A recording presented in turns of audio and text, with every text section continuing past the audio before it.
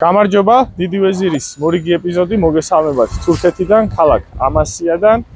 შეიძლება ბევრისთვის ამ ქალაქის სახელწოდება უცნობია, მაგრამ ეს პატარა ქალაქი, რომელიც მდებარეობს ქალაქ სამსონის სამხრეთით, საკმაოდ დიდი ისტორიის მატარებელია და არაერთი მნიშვნელოვანი ფაქტი მომხდარა როგორც თურქეთის ისტორიაში, არამედ მანამდე ამ ტერიტორიაზე არსებულ სახელმწიფოების ისტორიაში.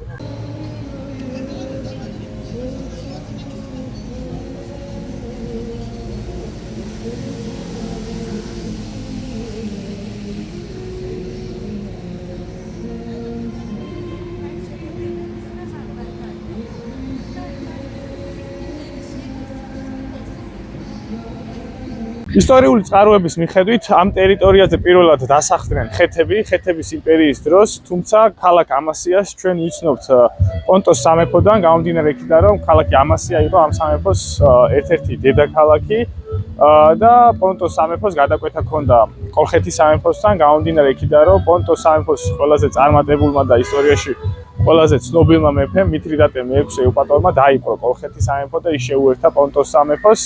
ჩემ ზურგს უკან კლდეებში ხედავ თქვენ გამოჭრილ აკლდამებს, სადაც ზუსტად დასვენებული იყო პონტოს სამეფოს მეფეები, მითრიდატე პირველი, მითრიდატე მეორე, მითრიდატე მესამე, თუმცა აქ არ არის ზუსტად მითრიდატე მე-6 ეუპატორის აკლდამა. ისტორიკოსებმა დაზუსტებით არ იციან თუ სად არის ის დასაფლავებული, თუმცა მოიაზრება, რომ ის ამ ქალაქ ამასიაშია ან პონტოს სამეფოს მეორე დედაქალაქ სინოპში დასვენებული. პონტოს მეფეები საკუთარ თავს თვლიდნენ მცირე აზიის ნახევარკუნძულის ამ ნაწილის რომაელებისგან განმათავისუფლებლად, თავად პონტოელები რომაელებს ბარბაროსებად მოიხსენიებდნენ, ხოლო საკუთარ თავს თვლიდნენ ბერძნებისა და მაკედონელების მემკვიდრეებას. ასევე აქამენიდური სპარსეთის მეფეების მემკვიდრეებათაც. სწორედ მსგავსი ტიპის აკლდამებს ხვდებით, დამახასიათებელი იყო აქამენიდური სპარსეთის მეფეებისთვისაც და დღეს თანამედროვე ირანშიც შეხვდებით მსგავსი ტიპის აკლდამებს.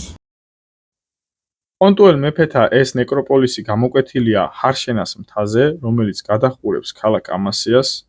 ეს არის ერთ-ერთი აკლდამა, სადაც დასვენებული იყო მითრიდატე მეორე. აკლდამების კომპლექსი 2014 წლიდან იუნესკოს დაცულ ძეგლების ნუსხაშია შეტანილი.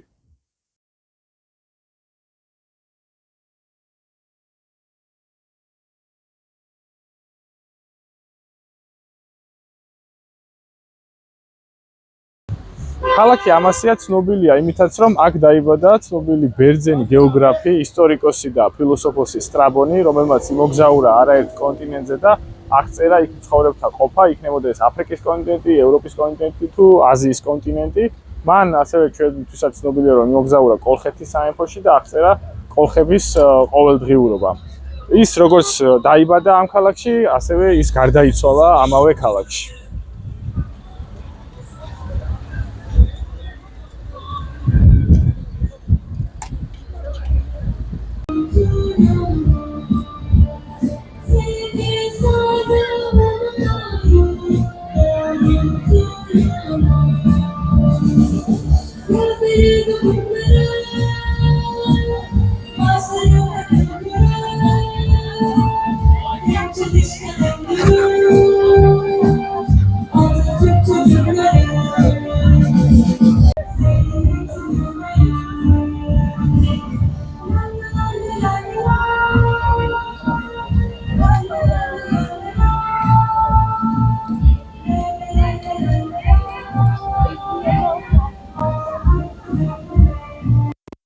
ოსმალეთის იმპერიის პერიოდში ქალაქი ამასია იყო სულთნების ერთ-ერთი რეზიდენცია, სადაც ისინი ხშირად იზამთრებდნენ, მაშინ როდესაც მათ უწევდათ აღმოსავლეთით ლაშქრობები. ასევე ეს ქალაქი იყო სულთნის მემკვიდრე ვაჟების რეზიდენციაც, მათ მემკვიდრეებს ეწოდებოდა შეჰზადეები. ისინი სპეციალურად ჩამოდიოდნენ სტამბოლიდან და აქ ეუფლებოდნენ სახელმწიფო მართვას. სახელმწიფოს მართვაში მოიაზრებოდა ის, რომ ქალაქ ამასიაში სპეციალურად იყო ჩამოსახლებული იმპერიაში შემავალი სხვადასხვა ხალხი, მათ შორის მაგალითად ბულგარელები, ბერძნები, სომხები, ბოსნიელები და ესე ვთქვათ სულთნის მემკვიდრეები პირდაპირ ეცნობოდნენ ამ ხალხების მახასიათებლებს, რომ შემდგომში მათთვის არ ყოფილიყო რთული იმპერიის, ასეთი ჭრელი იმპერიის მართვა.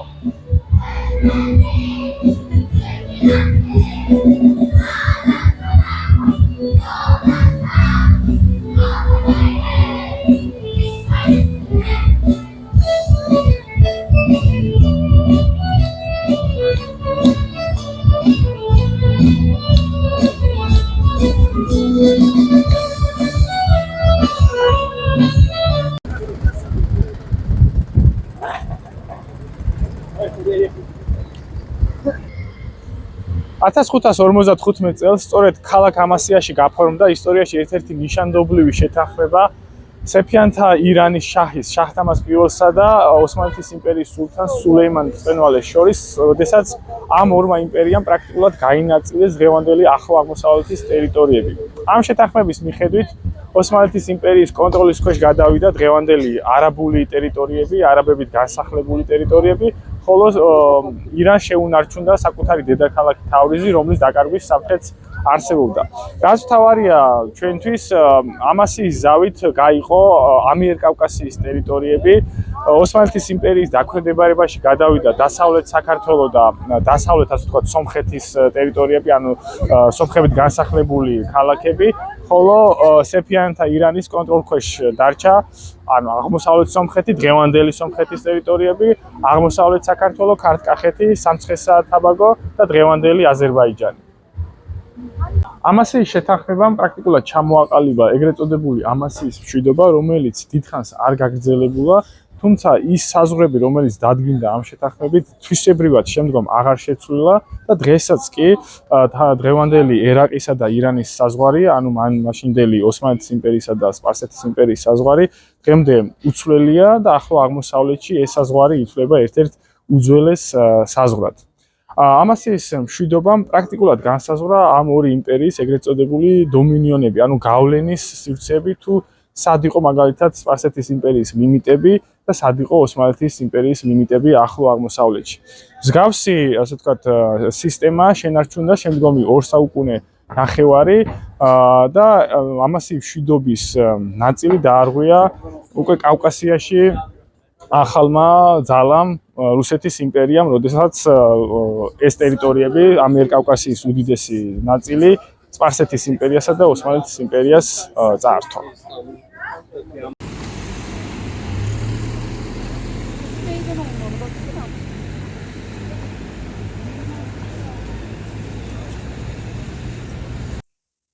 ჯერ კიდევ პირველი მსოფლიო ომის მსვლელობისას პონტუელმა ბერძნებმა გამოაცხადეს საკუთარი დამოუკიდებლობისთვის ბრძოლის შესახებ. მათი პირველი კრება 1918 წელს ქალაქ მარსელში შედგა, ხოლო რამდენიმე თვის შემდგომ ქალაქ ბათუმში. 1919 წლის ვერსალის კონფერენციაზე მათ წარადგინეს კონკრეტული რუკა თუ სად უნდა შექმნილიყო პონტოს რესპუბლიკა, რომელშიც შევიდოდა 4 რაიონი: ტრაპიზონის, სინოპის, სამსონისა და ამასიის რაიონები. თუმცა პონტოს რესპუბლიკის შექმნაზე უარი განაცხადა საბერძნეთის ლიდერმა ელეფთერიოს ვენიზელოსმა, გამომდინარე იქიდან, რომ ის საბერძნეთისგან ტერიტორიულად დაშორებული იქნებოდა და საბერძნეთი ვერ უზრუნველყოფდა რესპუბლიკის უსაფრთხოებას. მსგავსი სეპარატისტული მოტივებიდან გამომდინარე, ოსმალეთის მმართველობამ იმპერიაში შემავალი სხვა ეთნორელიგიური უმცირესობების დევნა დაიწყო და მათ რიგში მოხვდა პონტუელი ბერძნები. პონტუელ ბერძენთა ჟლეტის შედეგად მათმა ნაწილმა დღევანდელი საბერძნეთის ტერიტორია შეაფარა თავი, ხოლო ნაწილმა ყოფილი რუსეთის იმპერიის ტერიტორიებს, მათ შორის საქართველოს. საბოლოოდ 1923 წელს ლოზანის ხელშეკრულებით თურქეთსა და საბერძნეთს შორის მოხდა მოსახლეობის გაცვლა, რის მიხედვითაც თურქეთის ტერიტორიაზე მცხოვრება ბერძნებმა სრულად დატოვეს ანატოლია და გადავიდნენ საბერძნეთში და პირიქით საბერძნეთის აღმოსავლეთ ტერიტორიებზე მცხოვრებმა თურქებმა დატოვეს საბერძნეთის ტერიტორია და დაბრუნდნენ თურქეთში.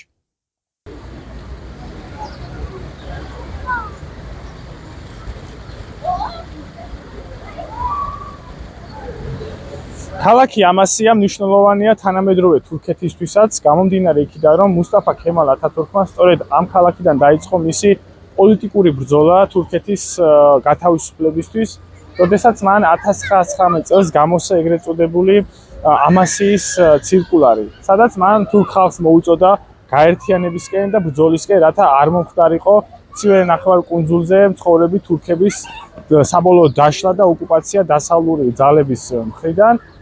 მის ამ დოკუმენტს მოგვიანებით მოყვა გამოხმაურება პოლიტიკური ცენტრისგან, სტამბოლისგან, სულთანისგან და 1919 წლის ოქტომბერში გაფორმდა ეგრეთ წოდებული ამასიის პროტოკოლი, სადაც მოხდა თურქეთის ეროვნული მოძრაობის ლეგიტიმაცია, მუსტაფა ქემალ ათათურქის ლეგიტიმაცია სტამბოლისგან და 1 წლის შემდგომ მან უკვე უშუალოდ სამხედრო გზით დაიწყო თურქეთის რესპუბლიკის შექმნა და იმ ტერიტორიების გათავისუფლება, რომლის ოკუპაციასაც ახდენდნენ დასავლური იმპერიები. მაშინ იქნებოდა საფრანგეთის იმპერია, ბრიტანეთის იმპერია, საბერძნეთის რესპუბლიკა თუ იტალიის რესპუბლიკა.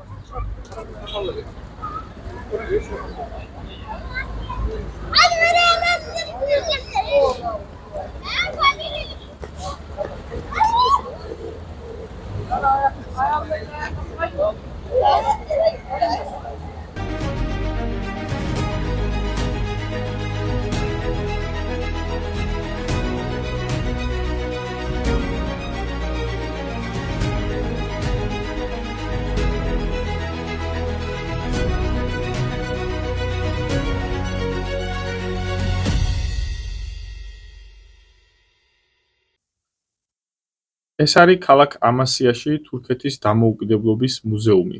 თავის დროზე ეს იყო სარაიდუზუს პოლკის ბარაკი, სადაც 1919 წელს მუსტაფა ქემალ ათათურქი ჩამოვიდა და გამოაქვეყნა ეგრეთ წოდებული ამასიის ცირკულარი. მუზეუმში აღდგენილია ის სცენები, თუ როგორ დახვდნენ მუსტაფა ქემალს და რა ხდებოდა იმ 12 დღის განმავლობაში, როდესაც ის ამასიაში იმყოფებოდა.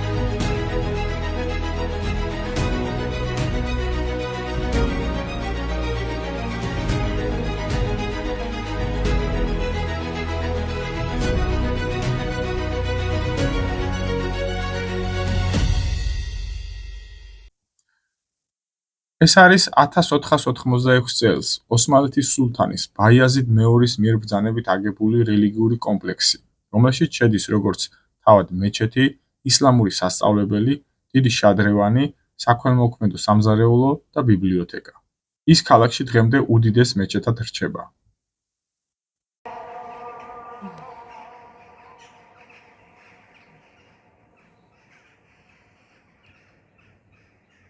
أشهد أن محمدًا رسول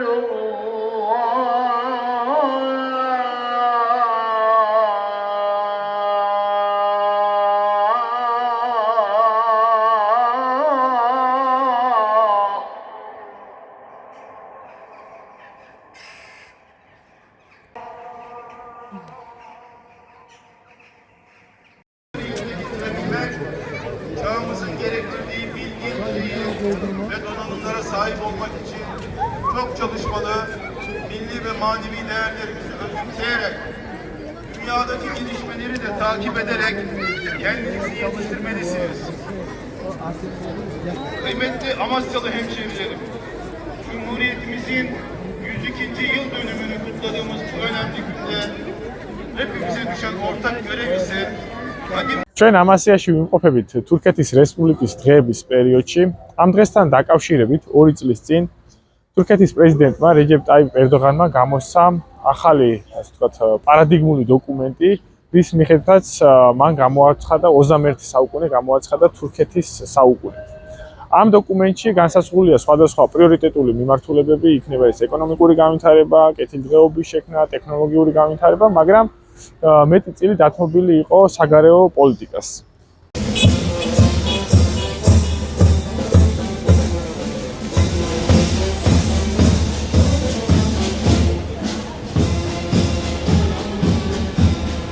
საგარეო პოლიტიკის მიმართულებით მოიაზრება ის, რომ შემდგომი აწეულების განმავლობაში თურქეთმა უნდა შექმნას ეგრეთ წოდებული თურქული ღერძი. ამ იდეაში მოიაზრება ის, რომ თურქეთის მოკავშირე და პარტნიორი ქვეყნები უნდა გახდეს როგორც რეგიონში შემავალი, ასევე რეგიონის მიღმა არსებული თურქული და ისლამური სახელმწიფოები.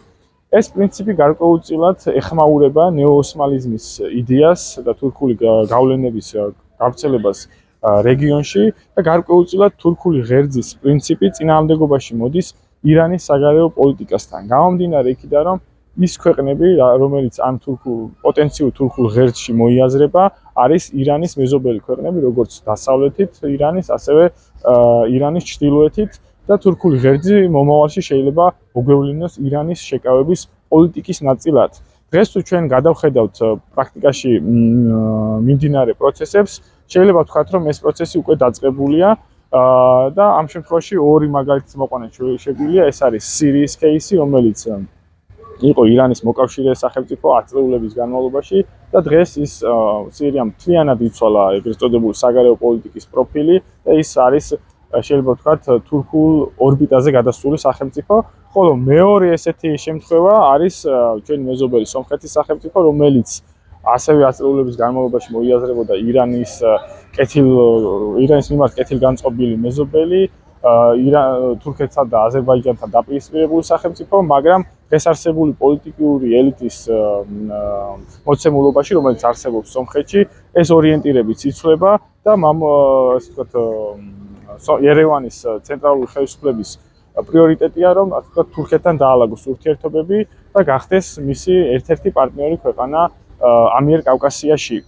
თურქეთისა და ირანის გავლენების კონკურენციის კიდევ ერთ მაგალითად შეიძლება დავასახელოთ მათ შორის არსებული სახელმწიფო ერაყი, სადაც ისინი ერთმანეთს ეცილებიან კონტროლს. მაგალითისთვის შეიძლება ვთქვათ, რომ თურქეთი პროტეჟედ გვევლინება ერაყის ქურთისტანის რეგიონის მმართველ ელიტაზე ბარზანების ოჯახზე, ხოლო ირანს გავლენები აქვს მის ცენტრზე ბაღდადზე, გამომდინარე იქიდან, რომ დღეს ერაყს მართავს შიიტური ისლამის წარმომადგენელი პოლიტიკური ისტებლიშმენტი. შესაბამისად, თურქული ღერძი გარკვეულწილად ახდენს ირანსა და თურქეთს შორის არსებულ საუკუნოვან ამასიվ მშვიდობის სისტემის რევიზიას, გამომდინარე იქიდან, რომ თურქეთი აქტიურდება სამხრეთ კავკასიის ირანის სამეზობლოში, გულისხმობს სომხეთსა და აზერბაიჯანში, ხოლო ბრუნდება ოსმალეთის იმპერიის ყოფილ ტერიტორიებზე გავლენის სივრცეში, კონკრეტულად არაბულ სამყაროში. ასევე შეიძლება დავამატოთ ისიც, რომ თავად თურქული ღერძის პრინციპის დამკვიდრება თურქეთის საგარეო პოლიტიკაში მიგვანიშნებს იმაზე, რომ მომავალ აწეულებში თურქეთის საგარეო პოლიტიკური ორიენტირი იქნება არა დასავლეთით მიმართულებით, მაგალითად იგივე ევროინტეგრაციის პროცესი, არამედ მის აღმოსავლეთით, ახლო აღმოსავლეთში და ცენტრალურ აზიაში.